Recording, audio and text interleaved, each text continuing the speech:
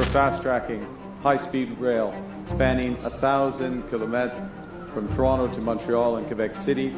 And as we diversify our trade, we need our export terminals and our ports for our businesses to reach new markets. The Prime Minister of Canada, to see our federal government in Canada talk about Manitoba having a potential project of national importance. I don't know if we've had that since Manitoba entered Confederation, or perhaps since the railroads were constructed. In early 2025, a fully loaded grain train left the Canadian prairies and never touched a single US export terminal. It did not stop at the Gulf Coast. It did not detour through Pacific Northwest ports. It moved south on a continuous rail corridor, crossed the continent, and delivered Canadian grain directly to foreign buyers without US intermediation. No announcement, no confrontation, just movement. That single rail movement represented more than logistics.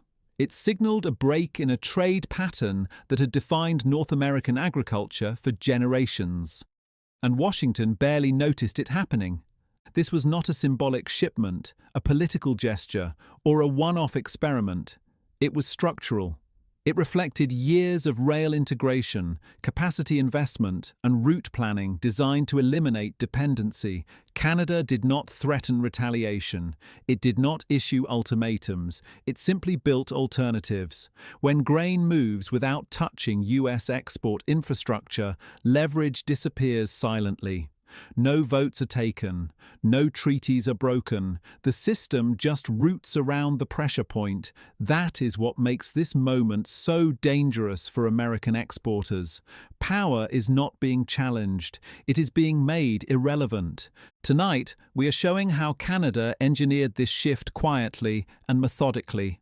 How rail infrastructure, not tariffs or speeches, is dismantling US grain export leverage, which American ports and intermediaries are losing volumes first, and why this change is not reversible even if political leadership changes in Washington. This is not about one train or 1 year. It is about how control over routes determines who sets terms in global agriculture, and how Canada has repositioned itself from dependent supplier to autonomous trading power. Grain power has never been about who grows the most wheat. It has always been about who controls how that wheat moves. For decades, Canadian grain flowed south because rail networks and export access was structured that way. Canada supplied volume, the United States controlled exits. That balance created leverage. Canada's rail strategy breaks that equation. By integrating north-south and east-west corridors, expanding capacity, and prioritizing uninterrupted access to foreign buyers, rail becomes a strategic asset rather than a transport service. Control shifts the moment alternatives exist. American exporters assumed Canadian grain would always need US ports. The Gulf Coast, that assumption shaped pricing power, inspection regimes, and bargaining positions. Canadian farmers sold.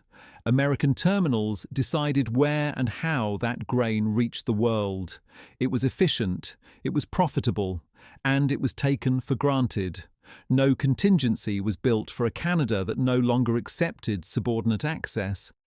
The system worked until Canada stopped optimizing within it and began engineering outside it. There was no announcement when the shift began.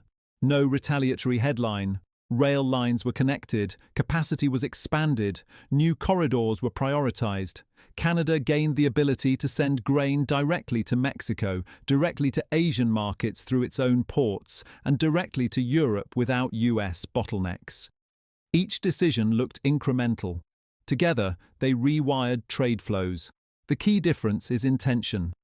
These routes were not built for redundancy. They were built for independence. And once independence exists, leverage disappears without confrontation. Canadian grain volumes continue to rise. Rail capacity continues to expand.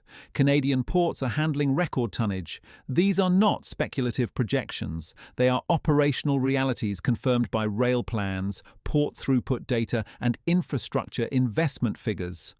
The system is being reinforced, not tested. every additional hopper car, every expanded terminal, every optimized corridor increases Canada's ability to bypass US export dependence. And right now, the data shows Canadian grain moving with fewer American touchpoints every year. The losses appear first at the edges. Gulf Coast terminals see fewer Canadian volumes. Pacific Northwest ports lose transit traffic. Great Lakes routes handle less through flow. Inspection, handling, and logistics fees disappear quietly. These losses do not trigger crises, they trigger erosion. Export leverage relies on volume concentration. When that concentration disperses, pricing power weakens, negotiating authority fades. American exporters are discovering that leverage built on assumption evaporates the moment alternatives mature. And rail is accelerating that evaporation faster than policy can respond. This is not just about port revenue, it is about competitiveness. Lower volumes mean higher per unit costs. Fewer shipments mean weaker blending flexibility. Reduced scale erodes the ability to meet specific buyer requirements efficiently. Canadian grain, moving through optimized routes, becomes more price competitive. American exporters are forced to cut margins or lose contracts. This is how leverage collapses, not through dramatic exits, but through incremental disadvantage. Markets do not punish loudly. They simply choose better routes. And increasingly, those routes bypass the United States entirely. This shift did not begin with one administration, but it accelerated under instability. Tariff threats, unpredictable negotiations, and policy volatility forced Canadian exporters to reassess risk. Diversification became rational, not ideological. When reliability disappears, partners look elsewhere. Political chaos does not create alternatives, but it accelerates their adoption. Canada did not respond emotionally. It responded structurally, and once those structures are built, they do not disappear when rhetoric softens. They persist because they work. Infrastructure does not reverse on election cycles. Rail corridors remain. Contracts persist. Buyer relationships deepen. A Mexican importer supplied reliably through Canadian rail does not return to unstable routes out of nostalgia. Once trade flows adjust, they settle into efficiency. The United States cannot simply reclaim leverage by changing tone. The leverage existed because it was unavoidable. That condition no longer applies. Canada does not need to threaten. It has already solved the dependency problem permanently, and permanent solutions do not negotiate backward. Canadian grain is still moving, farmers are still selling, buyers are still buying. The difference is who controls the path between them.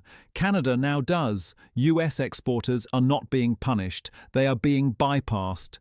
That distinction matters. Power is not lost in dramatic confrontations. It is lost when systems adapt without you. Canada's rail strategy did not attack American leverage. It rendered it unnecessary. And in global trade, nothing is more dangerous than becoming optional.